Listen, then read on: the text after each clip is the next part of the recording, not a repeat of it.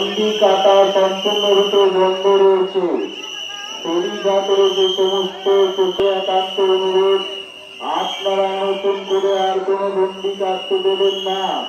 ফেরিঘাটে যে সমস্ত চোখে অনুরোধ, আপনারা নতুন করে আর দণ্ডি কাটতে দেবেন না। তাই তাই তুমি এবার কার্পেট তুলে নেওয়ার ব্যবস্থা করো। ফেরিঘাট থেকে কার্পেট তুলতে থাকো। নতুন করে আর কোনো দণ্ডি কাটা হবে না। দণ্ডি কাটা সমাপ্ত হয়েছে।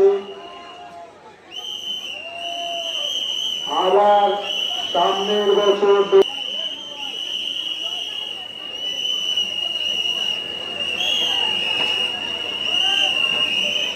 জয় বড়মা, জয় বড়মা, জয় বড়মা।